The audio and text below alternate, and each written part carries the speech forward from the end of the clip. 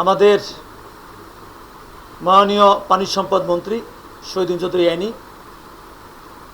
আমাদের দুর্যোগ ব্যবস্থাপনা মন্ত্রী আসাদ হাবিব দুলু এবং আমি এবং আমাদের পানি সম্পদ মন্ত্রণালয়ের সচিব এবং পানি সম্পদ মন্ত্রণালয়ের ঊর্ধ্বতন কর্মকর্তা এবং তিস্তা মহাপরিকল্পনা বাস্তবায়ন করার যে আমাদের টেকনিক্যাল কমিটি 9 সদস্য বিশিষ্ট কমিটি ইডি সহ সেই প্রকৌশলীবৃন্দ সহ আমরা কিন্তু সরজমিনে আজকে তিস্তার পারে আমরা আজকে সকালবেলা সৈয়দপুর এয়ারপোর্টে নেমেই আমরা কিন্তু এই যে আপনাদের এই অঞ্চলে আমরা আমাদের মাননীয় মন্ত্রী সহ আমরা সেখানে বিশেষ করে দিনাজপুরের ক্যানেল, দেওয়ানহাট চারকাটা নদী, তিস্তা প্রধান সেচখাল, বগুলাগাড়ি নাওতারা নদী, তুহিন বাজার বিভিন্ন প্রকল্পগুলো আমরা পরিদর্শন শেষে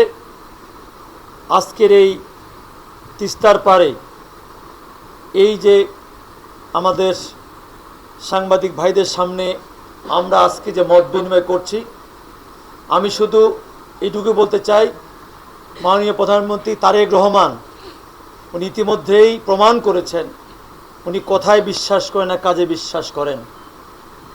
সেই থেকেই উনি আমাদের এই যে আমাদের সাথে 2 মন্ত্রী আছেন এবং আরও যারা বিশেষ করে নদী সম্বন্ধে, আমাদের নদী ব্যারেজ সম্বন্ধে সহ বিভিন্ন পুরকৌশল সম্বন্ধে যাদের ব্যাপক জ্ঞান আছে তাদের সঙ্গে উনি দফায় দফায় বসেছেন এবং কি পরিকল্পনায় কিভাবে এই তিস্তা মহাপরিকল্পনা বাস্তবায়ন করা যায় অতি দ্রুততার সঙ্গে স্বল্প সময়ের ভিতরে, সেই বিষয়ে কিন্তু উনি আমাদের নির্দেশনা দিয়েছেন।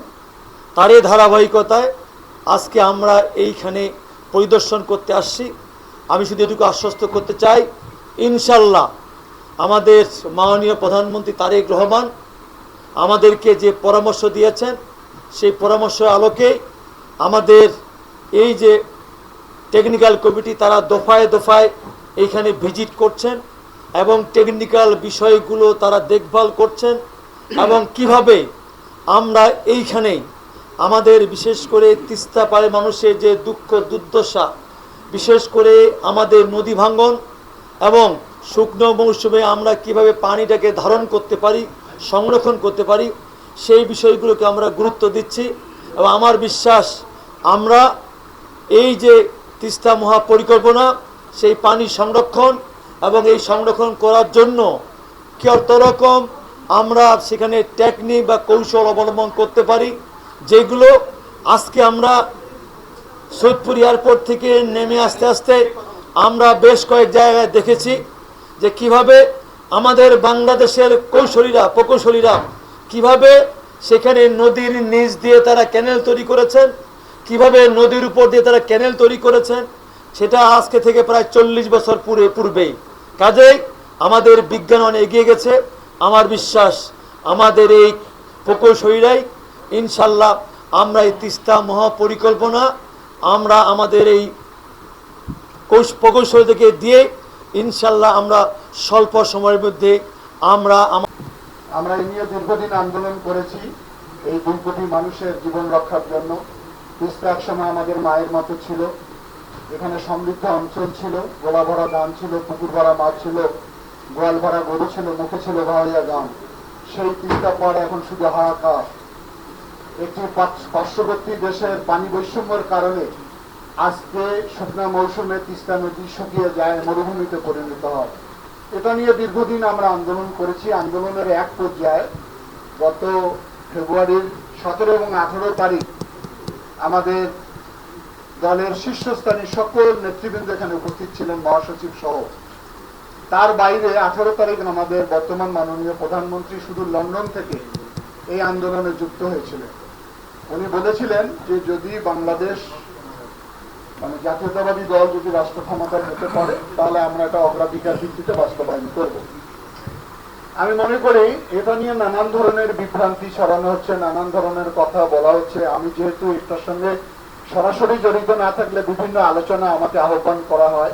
সাম্প্রতিক সময় মাননীয় প্রধানমন্ত্রী আমাকে ডেকেছিলেন সেখানে টেকনিক্যাল কমিটির এবং মাননীয় মন্ত্রী মহোদয় উপস্থিত ছিলেন। উনি দায়িত্বহীন কণ্ঠে একটি কথা বলেছেন যে অতি অল্প সময়ের ভিতরে আপনারা এটাকে প্রস্তুত করে দেন, আমি এটা কাজ শুরু করতে চাই। এখন সমস্যাটা কোথায় দাঁড়িয়েছে? মাঝখানে যে অন্তর্বর্তীকালীন সরকার ছিলেন ওনারা কিন্তু আশ্বাস দিয়েছিলেন, বিশেষ করে যে উপদেষ্টা রেজওয়ানা হাসান, উনি বলছেন জানুয়ারিতে কাজ হবে, ডিসেম্বরে কাজ হবে। এর ফলে আমি ভেবেছিলাম যে তার সমীক্ষা শেষ হয়েছে, এটার ডিজাইন পাস করা হয়েছে, এটার বাজেট মানে অ্যালোকেশন হয়েছে। বাস্তবে মাননীয় মন্ত্রী বলবেন এটার আসলে কিছুই তখন হয়নি। এখন সমস্যাটা দেখা দিয়েছে যে আমরা যে উজান থেকে পানি কতটুকু পাবো সেটা কিন্তু এখনো আমাদের কাছে যথেষ্ট সন্দেহের কারণ পানি চুক্তি ছাড়া আমাদের কাঙ্ক্ষিত পানি পাওয়ার কোনো সম্ভাবনা নেই। বর্ষাকালে প্রচুর পানি হয়, শুকনো মৌসুমে যদি পানি আমরা না পাই তাহলে তিস্তার মহাপরিকল্পনা বাস্তবায়ন করলে এটা কোনো কার্যকারী ভূমিকা রাখবে না। মাননীয় প্রধানমন্ত্রী সেই জায়গাতেই অ্যাড্রেস করছেন। উনি বলছেন যে যাতে পানির রিজার্ভার তৈরি করা যায় এই ডিজাইনের মধ্যে, সেটাকে গুরুত্ব দিতে বলছেন উনি, যাতে বর্ষাকালে আমরা পানি ধরে রাখতে পারি। আমরা যেদিন আসবো সেদিন এনি ভাই সঙ্গে যখন ওনার সঙ্গে দেখা করলাম, উনি বলে অবশ্যই তাড়াতাড়ি যান, ওখানকার লোকজনকে বলেন এবং এটা কাজ যাতে এই টেকনিক্যাল কমিটিকে 1 মাসের মধ্যে রিপোর্ট দিতে বলেছেন। রিপোর্ট পাওয়ার পরে এটার আসল কার্যক্রম আমরা শুরু করব। বিভ্রান্তিটা এই কারণেই, যেহেতু আগে আশ্বাস পাওয়ার পরে কাজ হচ্ছে না, কেন হচ্ছে না, বিলম্ব হচ্ছে, এ কারণে নানান ধরনের কথা বলা হয়। কিছু কিছু লোক এখন দেখতেছি তারা আবার আন্দোলনের কর্মসূচি দিচ্ছে, কিন্তু দীর্ঘদিন যে আমরা আন্দোলন করলাম তাদের চেহারা তো আমি একদিনও পাইনি। এখন ওরা দেখছে যে এটা প্রস্তুত, এটা রেডি হয়ে যাচ্ছে, এখন ওরা আন্দোলন করে ক্রেডিট নিতে চায়। তারা কই ছিল এতদিন? তাদের তো আমরা একদিনও পাইনি। তিস্তার চরে যখন সাধারণ মানুষ নিয়ে আমাদের নেতৃবৃন্দ আন্দোলন করতে, তাদের তো আমরা একদিনও সাথে পাইনি। যাই হোক, সেটা তাদের ব্যাপার। আমরা মনে করি আমরা যেহেতু এখন সরকারে আছি, আমাদের দায়িত্ব এটা বাস্তবায়ন করা। আপনারা একটু আগে শুনলেন যে এটা বাস্তবায়ন করতে 12 থেকে 13,000 কোটি টাকা লাগবে। এটার জন্য আমি মনে করি আমার দিক থেকে এটা বিদেশের মুখাপেক্ষি হওয়ার কোনো প্রয়োজন নেই। এটা আমাদের জিও ফান্ড থেকে আমরা এটা করতে পারবো, কারণ এটার মেয়াদ আছে 10 বছর, 2 স্তরে কাজ হবে। সুতরাং প্রতি বছর 2 থেকে 3,000 কোটি টাকা বরাদ্দ করলেও আমরা করতে পারবো। তবে প্রযুক্তির ব্যাপারে হয়তো আমাদের দেশীয় যারা আছেন তাদের সঙ্গে হয়তো বহির্বিশ্বের কোনো আরো উচ্চতর যারা জ্ঞান রাখেন এই ব্যাপারে, তাদের সঙ্গে ওনারা শেয়ার করতে পারে। আমি আর কথা বাড়াতে চাই না, আমাদের দাবি একটাই, এখন দাবি তো নয়, এটা বাস্তবায়ন করতে হবে আমাদের। সে কারণে আমি যেহেতু এটার সঙ্গে জড়িত রয়েছি, আমি আস্থা রাখতে বলি, বিশেষ করে মাননীয় প্রধানমন্ত্রীর উপর আস্থা রাখবেন, কারণ উনি একাধিকবার উচ্চারণ করেছেন যে আমি তিস্তা মহাপরিকল্পনা বাস্তবায়ন করব। এটি যেহেতু বৃহৎ প্রকল্প, এটি করলাম, তারপরে অর্থ বিনিয়োগ করলাম, এটা কাজে লাগলো না, তখন আর একটা আমাদের ক্ষতির কারণ হিসেবে দেখা দিবে। এটাকে পরীক্ষা নিরীক্ষা করে প্রযুক্তিভাবে দেখে শুনে আমরা এমন একটা প্রকল্প বাস্তবায়ন করতে চাই যার মাধ্যমে তিস্তার ভাঙন রোধ হবে, তিস্তার খনন হবে, লাখ লাখ হেক্টর জমি উদ্ধার হবে, এখানে পানি ব্যবস্থাপনাটা কিরকম হবে, এটা কৃষি উৎপাদনের ক্ষেত্রে কি সহায়তা দান করবে, ভবিষ্যতে এখানে কিভাবে শিল্প কারখানা হবে, কিভাবে এখানে পর্যটন এলাকা হিসেবে ঘোষণা করা হবে, কিভাবে স্যাটেলাইট শহর হবে, টোটাল একটা প্যাকেজের মাধ্যমে এটাকে আমরা তুলে আনতে চাই। সে কারণে হয়তো অনেকের ভিতরে নানান ধরনের প্রশ্ন দেখা দিচ্ছে, প্রশ্নের কোনো অবসান হওয়া উচিত। আজকে যেহেতু হাই পাওয়ার টিম এখানে এসেছে, এখানে যারা দায়িত্বে আছে সব ব্যক্তি কিন্তু এখানে এসেছেন। সুতরাং আমি আশা রাখি যে আমাদের এই রিপোর্ট দেওয়ার পরেই এটি একটি চূড়ান্ত রূপ ধারণ করবে। তিস্তা নদী অববাহিকা, এটার একটা পার্মানেন্ট সলিউশন প্রয়োজন এবং এই স্থায়ী সমাধানের জন্য পাশাপাশি আমাদের এই যে উত্তরবঙ্গের একটা অর্থনৈতিক রূপান্তরের যে একটা এক্সটেনশন, সেটা খুব জরুরি হয়ে দাঁড়িয়েছে এই মুহূর্তে আমাদের জন্য। এই সকল দিক বিবেচনা করলে তিস্তা মহাপরিকল্পনা আমাদের অতীব প্রয়োজন এবং এটার গুরুত্ব শুধু এই অঞ্চলে না, সারা বাংলাদেশের কাছে খুবই গুরুত্বপূর্ণ। যার কারণে মাননীয় প্রধানমন্ত্রী জনাব তারেক রহমান নির্বাচনের আগে ওই যে জাগো বাহে আন্দোলনে কথা বলতে গিয়ে তিনি এই জাতির সামনে, এলাকাবাসীর সামনে কমিটমেন্ট করেছেন এবং ইনশাল্লাহ ওই কমিটমেন্টের ধারাবাহিকতায় আজকে এখানে আমাদের আশা। আমি আসার আগে 3 দিন হয়েছে পার্লামেন্টে আমি এবং আমাদের মাননীয় মন্ত্রী আসাদুল হাবিব দুলু একসঙ্গে মিলে মাননীয় প্রধানমন্ত্রীর সঙ্গে কথা বলেছিলাম যে আপনারা যান এবং এলাকাবাসীকে আশ্বস্ত করে আসেন যে আমি খুব শীঘ্রই এই তিস্তা মহাপরিকল্পনার কাজ হাতে নিব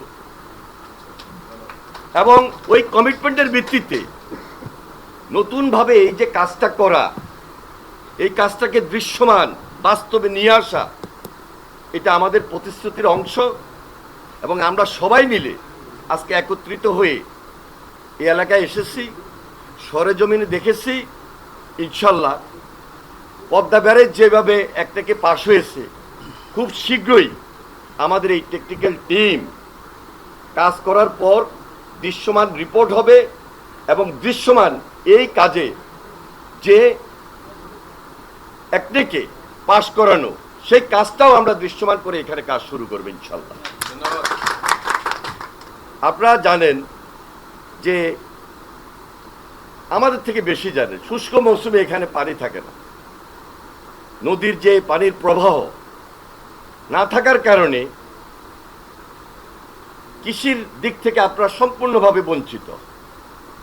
মাছের কথা নাই বললাম, পানি না থাকলে মাছ কোথা থেকে থাকবে।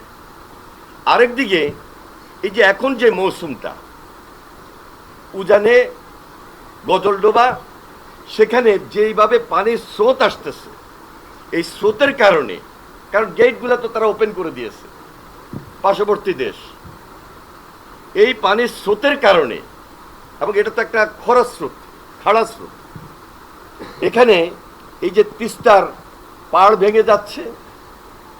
আরেকদিকে এখানে নদী ভাঙন বিশালভাবে দেখা দিচ্ছে এবং পানি এত ওভারফ্লো হচ্ছে, এই এলাকায় মানুষ আশেপাশে বসবাস করা কঠিন হয়ে যাচ্ছে।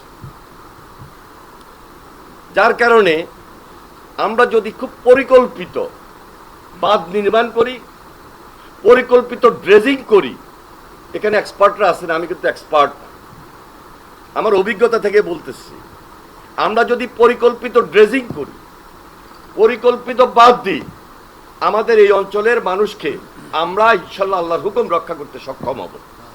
সেই কাজটুকু করার জন্যই আজকে মাননীয় প্রধানমন্ত্রী জনাব তারেক রহমানের পক্ষ থেকে ওনার নির্দেশনা অনুযায়ী আজকে আমরা সবাই এখানে একত্রিত হয়েছি। এটা শুধু আপনাদের দুঃখ না, এটা সারা বাংলাদেশের দুঃখ। এবং আমরা যখনই এই কাজগুলা দৃশ্যমান করে সমাপ্ত করতে পারবো, হয়তো কয়েকদিন সময় লাগবে। একটা প্রকল্প করতে 2 বছর, 3 বছর, 4 বছর, 5 বছর, 6-7 বছর সময় লাগবে, কিন্তু যে বেনিফিটটা, যে রেজাল্টটা, যে সুবিধাটা আমরা এই অঞ্চলের মানুষ পাবো, সারা বাংলাদেশের অর্থনীতি চাঙ্গা হবে, অর্থনীতির ভিত মজবুত হবে। এখানে কৃষি উপকরণ এবং কৃষি এলাকা হিসাবে, কৃষিভিত্তিক অঞ্চল হিসাবে আজকে যেটা আপনারা পাচ্ছেন নীলফামারীতে, এই 5টা জেলা যেটা পাচ্ছে না, যেটা আপনাদের দুঃখ, আপনাদের আনন্দে পরিণত হবে এবং আপনাদের উৎপাদনে পরিণত হবে এবং অর্থনীতির ভিত চাঙ্গা হবে ইনশাল্লাহ। সেই দিকে আমরা যাচ্ছি।